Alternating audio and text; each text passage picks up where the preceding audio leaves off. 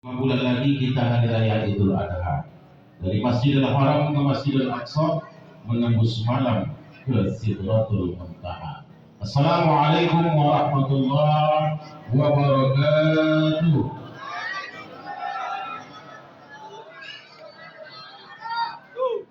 Memang kalau udah mengunyah itu nak mengucap apa ya? Assalamualaikum warahmatullahi wabarakatuh.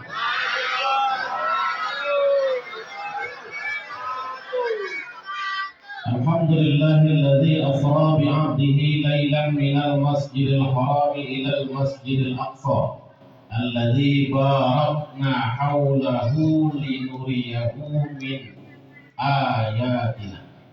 Wassalatu wassalamu ala rasulillahi sayyidina wa habibuna wa syafi'una wa zuhrina wa maulana Muhammad wa ala alihi wa ashabihi wa man tabi'ahum bi ihsanin ila yaumiddin wa ba'du. Jadi kalau orang NU itu sholawatnya banyak. Allahumma sholli ala sayyidina wa habibina wa syafi'ina wa zuhrina wa maulana Muhammad. Kalau orang Muhammadiyah, ada orang Muhammadiyah sini. Allahumma sholli ala Muhammad wa ala ali Muhammad. Tidak pakai sayyidina apa. Apalagi kalau grup kita ini sebelah. Tapi tidak ada masalah. Ini hanyalah pemahaman saya. Baiklah, ketua para sesepuh. Ini protokol kayaknya udah mulai berubah nama. Sungai Buaya Simpang 3 itu belum pernah terjadi. Pak RT juga nanti dia pakai itu. Jadi sesepuh Simpang 3 Sungai Buaya yang kami hormati dan kami muliakan. Kemudian tentu pemerintah dalam hal ini diwakili oleh RT 06. Tentu kita sangat berterima kasih karena kalau tidak ada pemerintah tidak juga bisa kita hidup, tidak juga bisa kita mengadakan acara ini. Sempat pas acara ini ada pula bom, selesai kita. Artinya adanya pemerintah, adanya ketenangan, adanya ketertiban, adanya peraturan. Kemudian juga yang kami hormati bersama-sama sahabat-sahabat pendektolan, terkhusus wabil khusus protokol kita. Betulnya materinya sudah banyak disampaikan beliau tadi. Tinggal saya menambah-nambah saja. Ke depan saya kira mungkin Ustadz Sailman bisa juga menjadi penceramah. Karena makin banyak Ustadz di sini. Saya tadi siang baru diberitahu oleh panitia PHBI. Kenapa kok saya Ustadz? Katanya seluruh ustadz di bagian Batu ini tidak ada yang berani masuk Sungai Buaya. Mengapa begitu? Auranya. Jadi bukan kata ustadznya, aura Simpang 3 Sungai Buaya ini. Apa aura itu? Kalau aura itu kalau ditengok itu agak takut kita gitu. Jalan-jalan malam-malam kita ke kuburan, itu nampak aura itu agak gelap, takut kita. Jadi heran saya juga. Jadi dari pagi tadi saya berpikir juga sampai sore siapa lah ustadz yang bisa gantikan saya. Tak dapat. Akhirnya mau tak mau ya dulu lah juga lah orang yang asalnya mungkin datang dari Buhu tapi tinggalnya sebelah masjid ini. Jadi oleh karena itu mungkin nanti saya malam ini tidur di samping masjid ini, pulang besok ke Buhu saya yakin amplopnya insya Allah pertama. Nah, ada yang ngambil mak korin kali ya. Tapi payah juga kalau bilang amin Tuhan. Ini bentar lagi nih, nanti kau nak pula paduan seluruh katanya kan. Tapi ya begitulah. Bapak-bapak, ibu-ibu yang dirahmati Allah. Kepada anak-anak, alhamdulillah sudah mulai sedikit. Jadi kalau ramai tadi, saya buat aturan, tapi sudah mulai sedikit belah. Jadi saya yakin yang depan-depannya agak tawaan awalnya. Sudah rahasia, tidak masalah. Yang pertama, ayat yang menyatakan peristiwa Isra wal Mi'raj ini tercantum dalam Al-Quran. Yang pertama dulu. Ayatnya itu dimulai dengan kata-kata yang sering kita zikirkan, tapi mungkin kita kurang mengerti, memahami maknanya. Subhanallah itulah yang kita zikirkan. Ucapan subhanallah itu bukan sembarang ucapan. Maha suci. Kalau sudah suci itu bersih dari segala-galanya. Maka subhanalladzi asra, Allah subhanahu wa ta'ala punya kerjaan ini Bapak Ibu. bukan kerjaannya Nabi Muhammad. Subhanallazi asra, dimulai dengan Allah Maha Suci, Allah Maha Kuasa, Allah Maha segala-galanya, Dia perjalankan. Maka sebelum kita masuk pada acara itu, mari kita bahas dulu sebentar. Kenapa Isra wal Mi'raj ini dimulai dari sesuatu yang suci dan yang menggerakkan adalah yang Maha Suci. Ini kalau kita lihat sebagian masyarakat itu kadang-kadang ada unsur takjub, sering dia merasa takjub melihat sesuatu. Contoh, di dalam surat Al-Kahfi ada dikatakan am hasibta anna ashabal kahfi warraqimi kan min ayatina ajaba. Ashabul kahfi dalam Al-Quran mengatakan jumlahnya 7 orang laki-laki, 1 kalbun. 8. Kalbun tahu deh? Siapa anak-anak tahu arti kalbun doang? Cair 10.000. Kalbun apa artinya? Kalau nggak tahu kalbun, dog. Kalau nggak tahu dog, gugung. Cair lah. Jadi 8. Ada yang menyatakan 8 manusianya 1, tapi di ujungnya rata-rata mengatakan wallahu a'lam, Allah yang maha tahu. Saya alhamdulillah kemarin sampai di sana, memang ada 7. Tepat ada 1 ekor. Mereka tidur 309 tahun. Ini takjub kita. Ini luar biasa. Ada manusia yang bisa hidup 309 tahun. Takjub. Luar biasa. Tapi sebelum kita jauh ke sana, Bapak Ibu, kita lihat ada satu binatang yang sebenarnya kalau kita ingin melihat bagaimana kuasa Allah, tidak usah jauh-jauh. Nyamuk. Bayangkanlah nyamuk sampai hari ini mereka masih bisa mempertahankan populasi mereka. Padahal musuh terbesarnya adalah manusia yang cerdas, manusia yang berjuta-juta bahkan bermiliaran di Indonesia ini, di dunia ini. Pintar manusianya, tapi nyamuk sampai hari ini bisa mempertahankan populasinya. Bayangkanlah kata Allah, innallaha la yastahyi an yadriba masalan ma ba'udatan. Tidak usah jauh-jauh kalau mau lihat takjubnya Allah. Tengok nyamuk, dia punya 2 mata, dia punya jantung. Kemudian mata, jantung pasti ada sarafnya, pasti ada uratnya. Coba bayangkan. Kalau sanggup pemikiran, pikirlah malam kita tidur-tidur.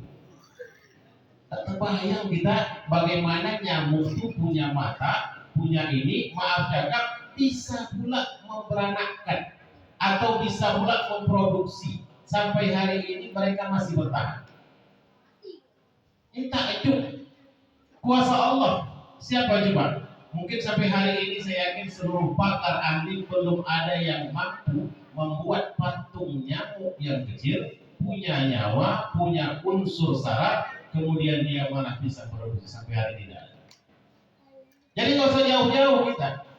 Apalagi peristiwa Isra Mi'raj, kecil bagi Allah Subhanahu wa taala menunjukkan kekuasaannya. Nah, maka di dalam peristiwa Isra Mi'raj ini sebagai contoh, misalnya sebagai contoh, saya punya HP ini misalnya. Nah, kemudian ada kertas, katakanlah ini Al-Quran, ini kertas. Ini kalau kita benturkan, kira-kira yang kalah siapa? Kertas dengan HP yang keras ini. Kita benturkan, kita laga, kira-kira siapa yang kalah? Kertas kan, materi kita, akal kita. Tetapi kalau saya menjawab, tidak tergantung saya. Kalau saya mau hancurkan HP ini, selesai, kertasnya saya abadikan. Tergantung saya yang punya. Jadi begitu juga lah misalnya Allah. Allah itu maha kuasa. Terserah Allah mau ngapain.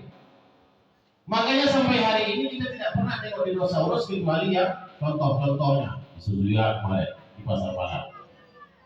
Tapi sampai hari ini nyamuk tidak diberantas Allah, tidak dimatikan Allah. Sampai hari ini nyamuk tetap ada. Karena memang Allah punya kuasa. Nah, inilah yang perlu pertama kita tekankan. Supaya apa? Supaya akidah itu kuat.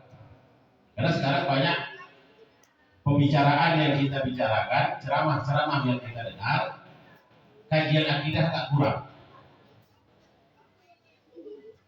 Oleh karena itu, apalagi menjelang pemilu ini akidah mudah berubah.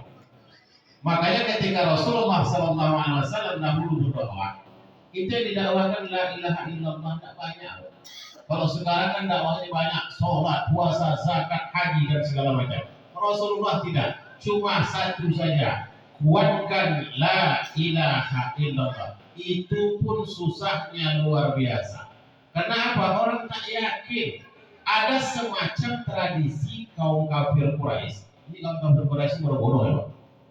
Bodoh-bodoh. Yang pintar itu orang Yahudi. Apa tradisi mereka? Mereka punya tradisi bahwa Nabi itu wajib dari bangsa Israel. Bukan Israel sekarang ya. Dari jenis bangsa Israel. Kenapa? Dulu nenek moyang para Nabi semuanya dari Israel. Ibrahim, Musa, Isa itu tinggal di Palestina dari kaum Bani Israel. Mereka pengen Nabi Muhammad ini atau Nabi akhir zaman itu dari bangsa Israel. Makanya otak mereka itu dicuci. Di dalam Al-Quran disebutkan bahwa orang-orang kaum kafir itu lebih suka dia memerosotkan ataupun mencuci otak manusia biafwahihim dengan perkataan-perkataan. Makanya tidak rela mereka Nabi Muhammad jadi nabi. Mereka sebut sebagai apa? Nabi Muhammad bin Abil Kabsah. Kabsah itu sama dengan, maaf saya katakan tadi, kalbu. Jadi sebenarnya tradisi nabi itu harus ikut dengan nabi-nabi terdahulu. Harus ada kesamaan. Kalau tidak, itu identitas Nabi ini diragukan. Maka oleh orang Arab tidak mau. Sehingga mereka mengatakan Nabi Muhammad bin Kabsah, bukan bin Abdullah bin Abdul Muthalib. Mantap kali itu namanya itu, Pak. Kalau kita lihat Muhammad bin Abdullah bin Abdul Muthalib itu mantap namanya. Artinya apa? Cocok jadi Nabi. Karena bangsawan daripada Abdul Muthalib dan juga kaum bangsawan dari Abdullah tinggi, pembesar mereka itu. Jadi orang kafir tak mau, mereka tidak mau mengakui Nabi Muhammad, maka mereka katakan Muhammad bin Abi Kabsah. Jadi oleh karena itu Nabi SAW itu memang disiapkan oleh Allah, karakternya itu seperti nabi-nabi terdahulu. Sehingga terjadilah peristiwa Isra wal Mi'raj ini dalam rangka untuk membentuk jiwa Nabi tadi. Maka sampai hari ini kalau kita melihat ada yang mengaku Nabi tapi tidak ada kaitannya dengan nabi-nabi terdahulu, tidak ada karakter-karakter dengan nabi terdahulu, itu perlu diragukan. Pertama apa? Contoh, Nabi Muhammad itu yang kalau kita melihat sampai hari ini dan kita tahu sejarahnya, bahwa di dalam peristiwa Isra Mi'raj beliau ada menambatkan ontanya atau buruknya di tempat yang sama dulu ditambatkan oleh para nabi terhadap kendaraannya. Di satu, ada tradisinya. Kemudian Muhammad SAW, ya, beliau ini juga karakternya hampir sama dengan nabi-nabi terdahulu. Mereka, contoh Nabi Musa, itu tidak diizinkan tinggal di wilayah Firaun, mereka tinggal di daerah Shu'aib. Nabi Shu'aib itu luar daripada daerah Firaun. Rasulullah tidak diizinkan tinggal di Mekah, pindah ke Madinah berlindung dengan kaum Ansor. Ini ada tradisinya seperti itu. Makanya kecenderungan nama Nabi pun cukup baik. Ibrahim, Musa, Isa, Yusuf, Muhammad. Ada tradisinya.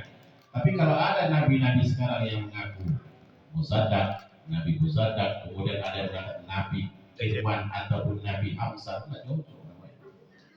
Tapi ada juga yang mengaku Nabi Ahmad Mirza Ghulam Ahmad, itu pas namanya cantik, makanya banyak pengikutnya. Tapi kalau Nabi Sahilman kurang pas namanya, nggak ada yang ngikutin nanti. Tapi kalau Nabi Ahmad, itu agak lumayan. Ahmad Rozali, itu agak lumayan sedikit. Karena nama itu tadi berkaitan, jadi tradisi orang Arab ini Bapak Ibu, Mereka memang ada mitos-mitos tersendiri sampailah hari ini, termasuk kiai-kiai itu nama-namanya baik-baik. Makanya kita menamakan nama anak-anak itu juga cukup baik supaya ada paling tidak mengambil berkah. Baik, para jamaah sekalian rahmati Allah. Isra wal Mi'raj ini ada sebab. Apa sebab Isra wal Mi'raj? Ini kalau sebagian ulama menyatakan sebagai pelipur lara. Yang kedua menyatakan sebagai petualangan. Apa petualangan? Perjalanan. Jadi kalau kita dari rumah tadi sampai kemari, itu petualangan namanya. Perjalanan itu penuh dengan resiko, penuh dengan hambatan. Kalau mulus dia, kita pun berjalan baik dengan kendaraan, baik dengan kaki, itu namanya petualangan sampai ke tempat. Ada perjuangan. Apa pelipur lara? Seorang manusia yang kita kenal sampai hari ini, Nabi Muhammad itu cuma ditegur ataupun cuma dihantam atau dicoba dengan fisik itu enggak semua itu betul. Fisiknya iya, mentalnya juga kena. Secara intelektual Nabi itu terbuka. Pertama tadi itu nasab. Tapi sebenarnya Nabi Muhammad itu juga berasal dari bangsa Israel. Kenapa? Beliau keturunan Nabi Ibrahim. Kenapa bangsa Israel ini ada? Anak daripada Yakub. Auladu Yakub namanya Yahuda. Yahuda sampai hari ini telah disebut dengan Yahudi. Bangsa Israel. Tapi bukan Israel ini, Pak ya. Bukan bangsa Israel sekarang. Bangsa Israel sekarang baru berdiri setelah dibebaskan dari jajahan Inggris. Ini maksudnya keturunan Bani Israel. Keturunan Bani Israel ini banyaknya diisi oleh Yahudi. Pintarnya nauzubillah. Makanya ada yang mengatakan yang mengatur ekonomi kita ini orang Yahudi. Orang Yahudi yang pintar otaknya. Ada juga sejarahnya kalau orang Cina itu berarti ada kaitan juga sedikit dengan Yahudi. Kenapa? Karena memang kondisi memaksa mereka. Mereka tidak diperbolehkan jadi PNS, tak diperbolehkan menjadi pemerintah. Makanya mereka dari anak keturunan sudah diajar berdagang. Sampai hari ini mereka berdagang, makanya rata-rata orang yang sukses orang Cina. Kalah dengan orang Cina. Itulah ilmu mereka. Jadi kembali kita ke asal tadi. Rasulullah waktu itu berdakwah dua kekuatan. Pertama moral, yang kedua dana. Moralnya siapa? Bentukan moral Abu Thalib, paman. Abu Thalib itu cukup disegani kalau di Sungai Buaya. Kita boleh nggak Pak Jilau contohnya? Siapa yang berani mengganggu usaha beliau? Siapa yang berani mengganggu anak keturunan beliau? Segan gitu teman. Ada yang punya dana satu lagi usaha Nabi. Itulah istrinya bernama Khadijah. Beliau ini pengusaha wanita. Kekayaannya itu ada yang mengatakan sepertiga penduduk Mekah.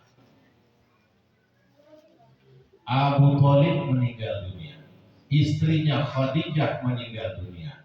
Tak ada lagi pelindung. Maka disitulah kaum kafir Quraisy melempar Nabi, menohok Nabi, mencerca Nabi, melarang Nabi, tak boleh lagi berdakwah, tak boleh menyebarkan agama Islam di Mekah. Coba bayangkan, orang yang selama ini menopang kita, orang yang selama ini menjadi backing kita, tiba-tiba tidak ada. Nah, disitulah terjadinya guncangan hati kita. Maka Nabi pergi kemana? Ke satu tempat, Taif namanya. Beliau berdakwah di sana karena memang misinya berdakwah. Tak dibolehkan lagi di Mekah, pergi ke Taif. Sampai di sana bukan disambut.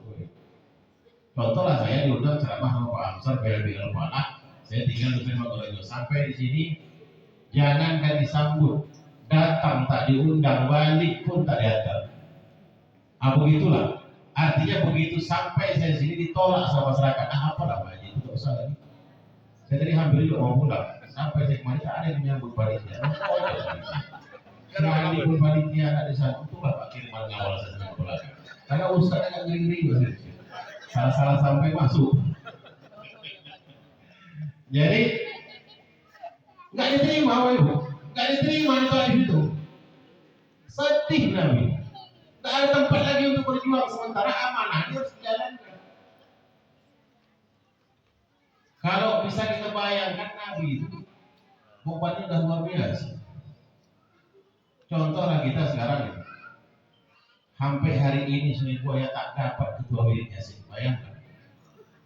Kenapa? Bebannya berat. Tidak ada yang mau. Gaji tak ada lillahi ta'ala. Modal pembukaan penutupan aja. Artinya apa? Itulah beban kita. Tadi Pak Haji Perlawanan Ketua BKN berharap kalau 10 hari ini besok 50. Berat itu memanggil 50 orang kalau tidak ada Jumat. Jumat itu pun kadang ramai itu ada juga sedikit berkahnya. Berkahnya apa? Untunglah ibu-ibu buat nasi berkah. Kalau saya tengok jemaahnya itu 50% sungai buaya, 50% orang luar. Saya tandai lah itu, ini kawan nih. Alhamdulillah ada juga, tak ada masalah. Saya bersyukur, terima kasih ibu tanpa digaji masih mau masak. Daerah tempat lain itu tidak ada lagi bu, cuma mengharapkan sumbangan, mengharapkan nasi kotak datang. Berat. Nabi Muhammad tidak ada lagi penasehat, tidak ada lagi pelindung. Macam mana dia mau usaha? Berdakwah ke sana tak bisa, berdakwah kemari tak bisa. Dan kalau sudah seperti itu bebannya, apalagi?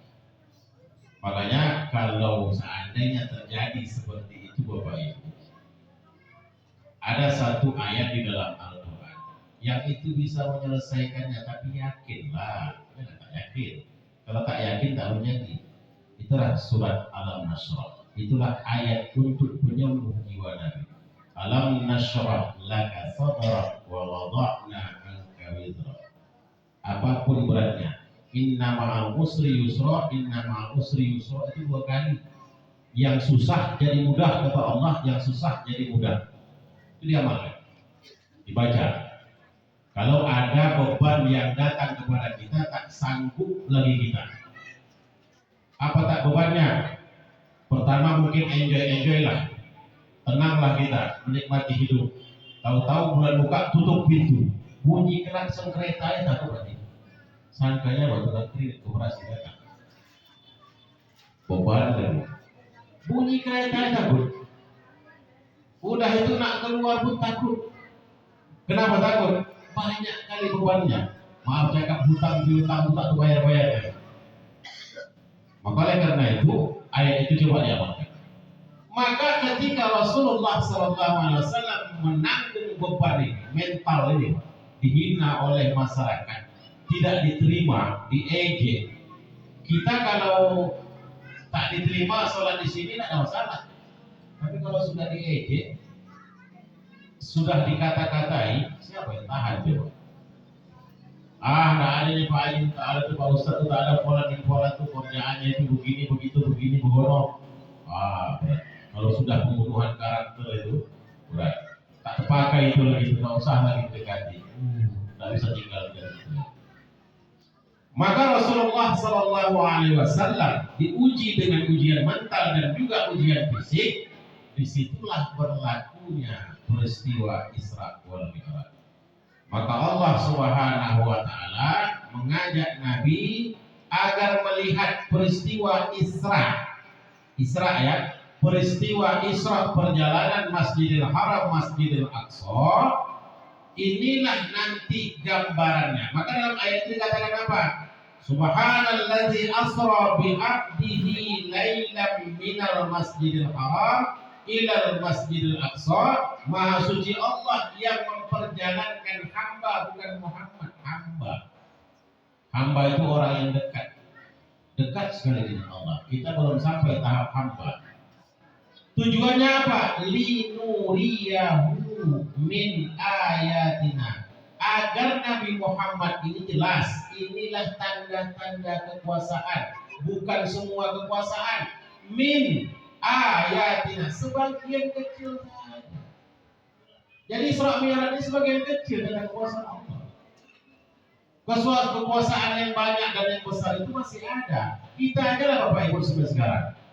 Oksigen yang kita hidup tak nampak sampai hari ini kita hisap. Tak ada bayaran. Sementara Bapak Ibu, maaf cakap mungkin, untuk mendapatkan kartu BLT harus punya syarat. Apa syaratnya? Dimiskinkan dulu. Coba lah, kalau minta kartu BLT sama orang rumah saya, dia kerja di kantor lurah, itu syaratnya minta dulu surat miskin. Kalau tak bisa surat miskin, tak dapat BLT. Hasilnya apa? Beras 10 kilo. Syarat. Tapi dari pagi sampai sore sampai hari ini kita menghirup udara, kita memakan oksigen Allah, tak ada Allah minta. Gratis. Pijak bumi ini gratis, tak pernah bumi ini mau anu. Maka oleh karena itu jemaah sekalian dirahmati Allah, Rasulullah SAW diisrakan ini dalam rangka untuk melihat ini loh Nabi Muhammad. Ini kejadian-kejadian alam, ini tanda-tanda kekuasaanku. Maka dalam perjalanan tersebut Rasulullah mulai daripada Masjidil Haram sampailah ke Yasrib, Madinah. Ini besok ya Rasulullah tempatmu. Sampai dia berjumpa mungkin nanti dengan wanita. Wanita ini dia cantik, banyak perhiasan. Makin tua makin cantik. Ini misal. Contohnya apa? Dunia ini Bapak Ibu makin ujung makin cantik. Saya yakin ke depannya masjid ini kita duduki 2024 belum ada tenda, belum ada atap, belum ada lagi mungkin fasilitasnya segini. Saya yakin 10 tahun akan datang mungkin mewah masjid ini. Itulah makin ujung dunia ini makin cantik. Beda dengan ibu-ibu, makin ujung tapi menyebut. Makanya kita juga lagi-lagi makin ujung makin menjadi. yang penting jangan bau tanah, udahlah kata orang bau tanah itu kasar sedikit bahasanya. Jadi Bapak Ibu sekalian dirahmati Allah. Maka itulah misal sampailah Nabi nanti dalam perjalanannya sampai ke Masjidil Aqsa ditunjukkanlah inilah. Kalau orang yang suka memfitnah, nanti lidahnya dipanjang dipotong. Kalau yang suka menggibah, dia makan daging saudaranya sendiri. Kemudian kalau suka yang mengungkit-ungkit pemberian segala macam, inilah dosanya. Memang itu yang ditunjuk oleh Nabi supaya Nabi tahu. Kenapa? Beban mental Nabi tidak hanya fisik saja yang dicerca orang, tapi pertanyaan-pertanyaan juga luar biasa. Orang kafir Quraisy ini bodoh, tapi pertanyaannya itu contoh pertanyaan. Baik itu di Madinah maupun di Mekah, sampai itu bertanya, ya Rasulullah, apa ya Nabi, ya Muhammad. Kalau bahasa kasarnya ya Mat. Masuk surga, orang yang masuk surga apa pertama kali dimakan? Saya mudah jawab coba. Itu kan ada pertanyaan kita. Masuk surga, orang yang masuk surga, makanan yang pertama apa dimakan? Kan tidak terjangkau di otak kita. Maka Rasulullah harus siap kalau dia Nabi. Kemudian kata orang kafir Quraisy, orang Yahudi, kalau engkau Nabi, kiblat itu kan Masjidil Aqsa masih begitu. Berapa pintunya, kemana menghadap? Bayang. Gimana Nabi mau jawab? Jadi makin ujung makin hebat. Kita sekarang makin mantap. Saya sering ditanya itu, Ustaz imam masjid, ya. Imam sholat, ya. Ustaz berimam sama siapa? Awak imam. Dia berimam sama siapa? Kan tidak pertanyaan begitu.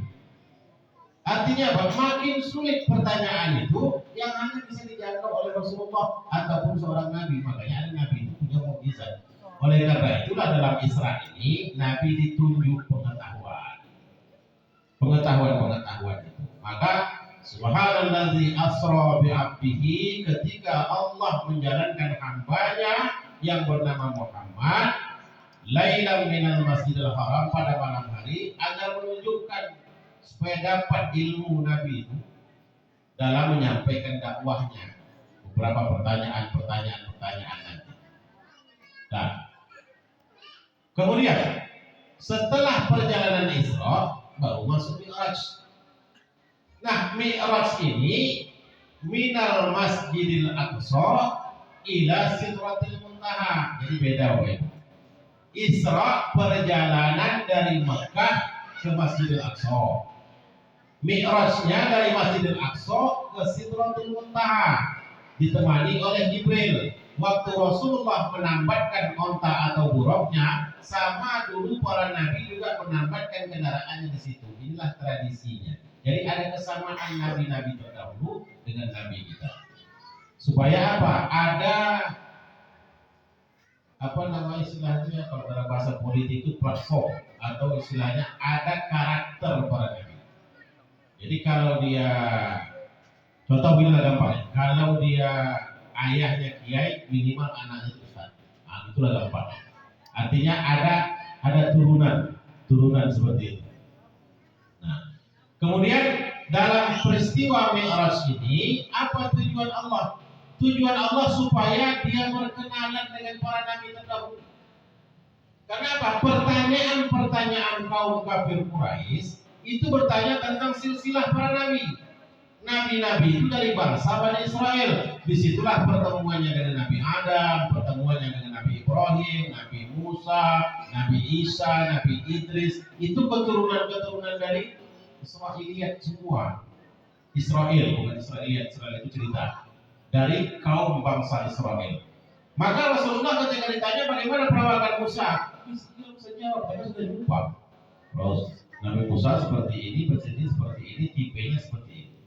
Nabi Yusuf begini, tipenya segala macam. Supaya apa? Supaya Nabi bisa menjelaskan kepada kaum kafir Quraisy supaya dalam Mi'raj ini Nabi mendapatkan pengetahuan. Maka ketika Allah Subhanahu wa taala telah menyampaikan Nabi sallallahu alaihi wasallam di Sidratul Muntaha, dia tetap membawa Jibril. Tapi Jibril tidak mau. Ya Rasulullah sampai di sini, ayolah sama-sama, tidak bisa sendiri. Akhirnya ikutlah Jibril sampai pada tempat tertentu, Jibril pingsan. Maka pada tataran ini Bapak Ibu, kita harus paham manusia punya kelas. Beda-beda kelas, tapi dari segi ma'rifatnya, dari segi pengetahuannya. Artinya kalaulah seandainya kita itu ahli ibadah, mungkin kelasnya berbeda dengan yang tak ahli ibadah. Begitulah gambarannya. Artinya manusia itu punya kelas, jangan disamaratakan. Tidak bisa disamaratakan. Maka ketika Rasulullah sudah sampai ke ruang tersebut, disitulah terjadi bahasa yang kita sering pakai dalam bacaan akhir daripada sholat, yaitu at-tahiyatul mubarakatus sholawatut thayyibatu lillah assalamu alayka ya Rasulullah. Yang menyebut at-tahiyat itu Rasulullah. Contohnya itu misalnya keselamatan, kesejahteraan, kemegahan dan kesucian pada Allah. Maka Allah menyampaikan assalamu alayka ayyuhan nabiyyu wa rahmatullahi wa barakatuh. Aku menyampaikan salam kata Allah kepada Nabi yang mulia, Nabi yang aku pilih, Nabi yang aku kasih. Apa jawaban Rasulullah? Ini contoh Rasulullah. Dia sudah tinggi jabatan, tinggi ma'rifat, dipilih oleh Allah, besar dan mulianya. Tapi Rasulullah tidak subjektif, tapi Rasulullah tidak egois. Yang dijawab Rasulullah apa? Assalamu alayna wa ala ibadillahi sholihin. Nah, itu dalam bahasa Arab untuk kami. Ya Allah, salam engkau tadi kami terima kata Rasulullah, dan bagi orang-orang yang ahli ibadah. Makanya Rasulullah itu luar biasa. Dia tidak untuk kepentingan pribadi, tapi untuk kesejahteraan umatnya. Maka ketika mendengar itu, para malaikat mengatakan asyhadu an la ilaha illallah. Karena ucapan Nabi tadi itu untuk kami semua, para makhluk yang Allah ciptakan, malaikat mengucapkan asyhadu an la ilaha illallah. Maka inti kita mengucap syahadat Bapak Ibu tidak berdasarkan emosi. Jangan terpaksa menyebut syahadat. Harus ikhlas kita menyebut syahadat. Nanti sampai di kuburan ditanya berapa kali syahadat. Sekali di malaikat, kapan waktu akad nikah? Itu bata-bata pegawai kita. Jadi oleh karena itu mengucapkan syahadat harus ikhlas. Asyhadu an la ilaha illallah, bukan berdasarkan emosi. bukan berdasarkan kehendak, tapi betul-betul ikhlas kita menyebutkan itu. Ini pelajaran kita di dalam peristiwa Mi'raj Rasulullah SAW. Maka barulah setelah itu oleh-oleh yang paling besar sholat. Baru 20 menit. Aku tengok awal-awal itu kan tak perhatian dengan aku, tak memang busuk atau memang mata tertutup, tak tahu. Baik, jadi oleh-olehnya sholat. Nah, karena oleh-olehnya sholat Bapak Ibu, pada zaman Rasulullah SAW orang betul-betul nikmat. Maka Rasulullah ketika ada masalah, dia bolak-balik itu. Bolak-balik kemana? Tengok istri. Wahai istriku, kapan waktu sholat? Dia kalau sudah punya masalah, Rasulullah larinya ke sholat. Karena sholat itu adalah salah satu nikmat. Beruntung kita umat Islam, beruntung kita beragama Islam, beruntung kita punya peraturan Islam. Islam pertama melarang narkoba. Narkoba ini kalau sudah kena luar biasa. Ada yang kecelakaan, ada yang lari-lari, ada yang jalannya aturannya lurus dari bengkok, ada yang dianggap dia tiang listrik itu kawannya, apa yang polu-polunya tiang listrik itu. Ini orang narkoba. Tapi Islam rahmatan lil alamin, makanya assalamu alaina wa ala ibadillahi sholihin. Itu berkaitan supaya apa? Supaya perintah Allah ini agar rahmat jadi untuk kita semua. Makanya Islam diturunkan ada aturannya, diharamkannya babi, diharamkannya zina, diharamkannya narkoba. Itu luar biasa. Maka nikmat kita bahagia itu sebenarnya sholat ini. Maka pada waktu masa Rasulullah, orang-orang kalau punya masalah lari ke sholat. Itulah hadiahnya. Maka dulu orang-orang sholat itu lama. Syekh Jainal Abidin cucu Rasulullah SAW itu dia punya tradisi, saking senangnya, begitu dia selesai sholat sunat 2 rakaat, dia bersyukur kepada Allah. Sholat 2 rakaat. Akhirnya apa? Begitu sholat 2 rakaat dia bersyukur, ya Allah senangnya aku bisa sholat 2 rakaat. Sholat 2 rakaat. Senang lagi sholat 2 rakaat lagi, senang lagi sholat 2 rakaat lagi. Makanya orang-orang dulu penikmat sholat. Sampai Rasulullah melarang, hei kamu kalau dalam sholat jamaah jangan lama-lama, kasihan orang. Dan alhamdulillah sampai hari ini kita tak parah lagi diperintah Rasulullah. Memang sudah maju kita sholat. Kalau bisa cepat, makin cepat. Kalau orang dulu tidak lama-lama sholatnya, sampai dilarang oleh Rasulullah. Kalau tak diberhenti Rasulullah, sholat terus orang. Kalau kita tak parah diperintah Rasulullah, insya Allah sudah menjalankan tugas. Sehingga kalaupun ada 8 rakaat atau 20 rakaat, kalau bisa 10 menit tancap gas selesai. Allahu Akbar. Bismillahirrahmanirrahim. Alhamdulillah rabbil alamin arrahmanir rahim maliki yaumiddin. Allahu Akbar. Allahu Akbar. Kalau bisa cepat selesai. Jadi kita ini makin cepat. Nah begitulah. Maka kalau orang-orang dulu penikmatnya sholat. Jadi bagaimana cara kita Bapak Ibu? Memang harusnya mau tak mau dicoba. Latihan. Agak dipaksa. Dulu kan pernah saya kasihkan doa. Allahumma paksa sempat dipaksa. Coba dipaksa. Jadi saya pengalaman pribadi pernah saya melaksanakan sholat duha di pagi hari itu 12 rakaat. Memang agak terasa beda dengan kalau kita sholat duha 2 rakaat. Harus memang kita laksanakanlah baru kita bisa merasakan. Makanya sholat ini salah satunya oleh-oleh yang datang langsung dari Allah tanpa perantara, dikasih langsung kepada Rasulullah. Inilah inti hikmah pelajaran Isra wal Mi'raj. Selain pertama Rasulullah ditunjukkan secara pengetahuan, inilah gambaran daripada dunia ini. Yang kedua, inilah tabiat-tabiat para nabi, sehingga ada pertanyaan nanti Rasulullah bisa menjawab. Dan yang dibawa oleh Rasulullah oleh-olehnya adalah sholat. Nah, makanya sholat ini memang beda dia dengan amalan-amalan lain. Tapi Bapak Ibu sekalian dirahmati Allah, tujuan kita sholat ini harus juga kita ketahui. Apa itu? Innas sholata tanha 'anil fahsya'i wal munkar. Jadi walaupun kita kadang rajin sholat, ingat tujuan sholat itu apa? Pertama, mencegah perbuatan keji dan mungkar. Mungkar insya Allah bisa kita lewati. Mencuri, berzina, berantem, kemudian bertongkar, insya Allah jauh. Kalau orang-orang yang ahli sholat, yang susah itu apa? Keji inilah. Apa keji itu? Inilah masalah. Qalbun, hati. Oh, Tuhan.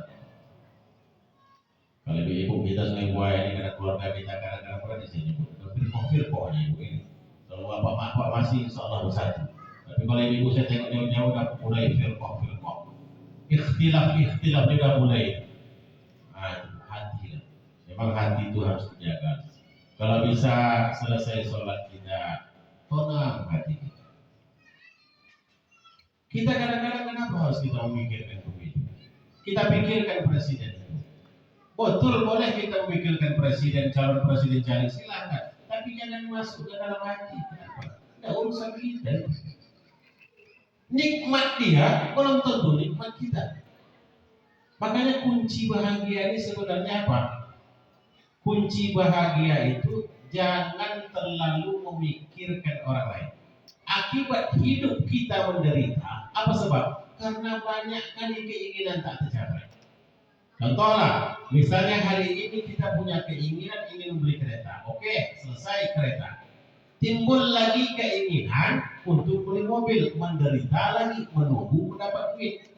Setelah dapat mobil, bahagia sekejap, ada lagi keinginan mau reparasi lagi mobil. Selama punya keinginan dalam hidup kita, aslinya manusia ini hidup menderita.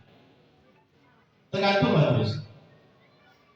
Maka oleh karena itu, di dalam pelaksanaan ibadah sholat ini, selain fisiknya kita jaga, hati juga perlu dijaga. Saya harapkan juga kepada ibu, pada masyarakat di sini, kan? Kalau dalam peristiwa dan pelaksanaan Isra wal Mi'raj ini, ya, ini tak dapat kita lihat sekarang, Bapak Ibu. Yang kita lihat kapan? Besok di akhirat. Hadir saja kita sudah dapat pahala. Membungkus kue saja ibu pagi tadi sudah dapat pahala. Tak usah dibahas lagi panitianya. Tak usah lagi dibahas siapa yang membuat.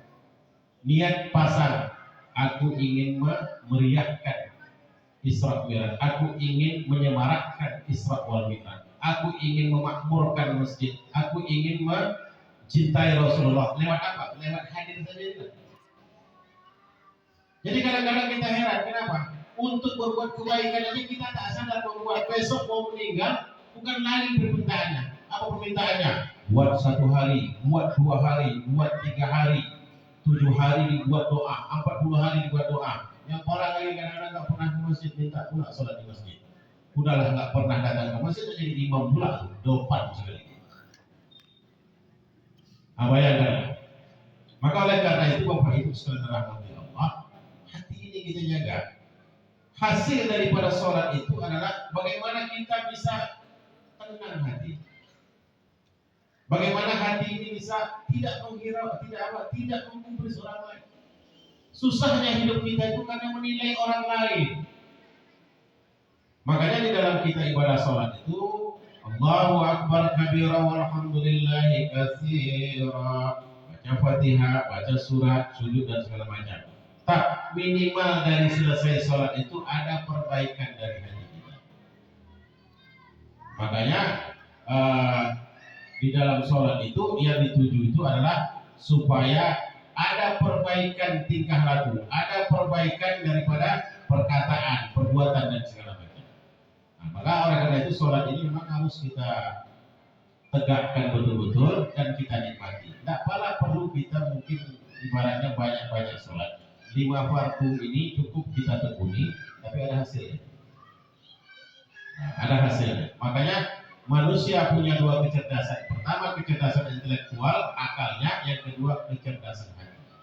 Bapak Ibu sekalian dirahmati Allah. Maka di dalam peristiwa Isra wal Mi'raj ini, sholat adalah salah satu hadiah yang paling utama. Inilah mari kita sama-sama coba gerakkan hati kita.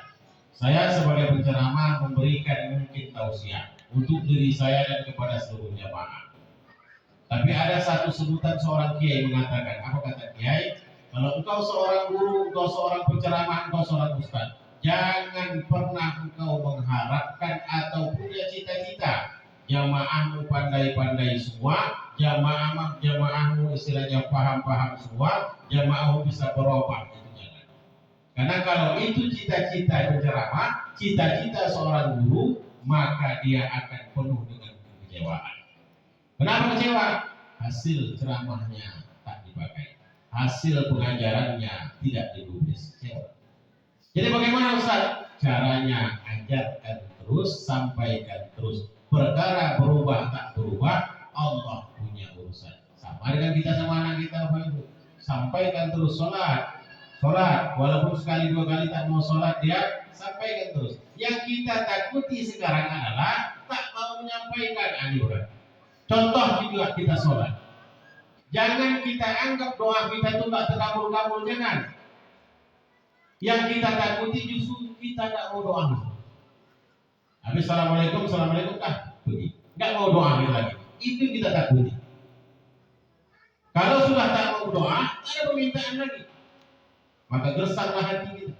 Makanya oleh karena itu di dalam kita hidup di muka bumi ini, apa yang bisa kita kerjakan, hasilnya diserahkan kepada Allah Subhanahu wa Ta'ala. Itu saja Bapak Ibu. Saya tidak pala-pala lama-lama. Jam 10 saya nggak ada. Intinya yang pertama, di dalam peristiwa Isra wal Mi'raj ini, utamanya adalah sholat. Yang kedua, di dalam ibadah sholat ini, niatkan dalam hati kita memperbaiki diri kita. Perbaiki diri kita. Jadi sholat untuk memperbaiki diri, supaya ada kemajuan kita. Yang kedua, bahwa manusia di dalam hidup ini perlu ilmu pengetahuan. Ilmu pengetahuan inilah nanti untuk menjawab berbagai problem di kehidupan kita. Maka oleh karena itu tidak bisa kita tak mengaji kita, dengarkan ceramah, dengarkan YouTube, dengarkan pengetahuan lain. Supaya apa? Supaya ada modal kita dalam hidup menghadapi masalah. Kalau tidak punya pengetahuan, kita hanya tinggal begini saja. Mudah-mudahan bisa menambah ilmu pengetahuan dan mudah-mudahan bisa menambah sedikit banyaknya mungkin dalam peristiwa Isra wal Mi'raj ini. Jadi intinya memang itu sajalah. Tinggal cara penyampaiannya mungkin berbeda-beda. Saya kira ini saja yang bisa saya sampaikan, dan kurang mohon maaf. Mudah-mudahan acara kita ini berkahi Allah Subhanahu wa Ta'ala. Amin ya Allah. A'udzu billahi minasyaitonir rajim. Bismillahirrahmanirrahim. Alhamdulillahi rabbil alamin. Wassalatu wassalamu ala asyrafil anbiya'i wal mursalin wa ala alihi wa sahbihi ajma'in. Allahumma inna nas'aluka an tuhibbana ya Allah ila nabiyika Muhammadin sallallahu alaihi wasallam wa ala alihi wa ashabihi wa qarabatihi ajma'in.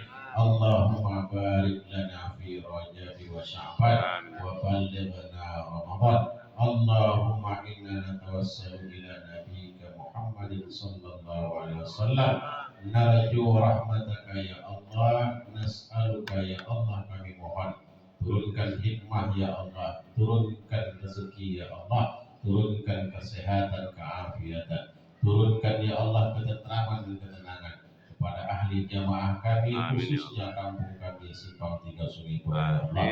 Allahumma ya Allah, satukan hati kami agar ada timbul dalam diri kami kepedulian antara sesama kami.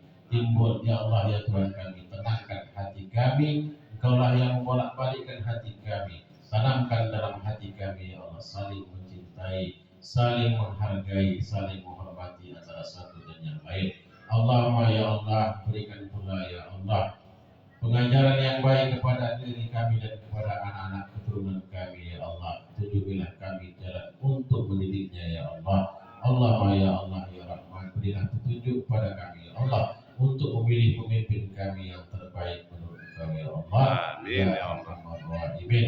Rabbana atina fid dunya hasanah wa fil akhirati hasanatan wa qina azabannar. Subhana rabbika rabbil izzati amma yasifun wa salamun alal mursalin walhamdulillahi rabbil alamin.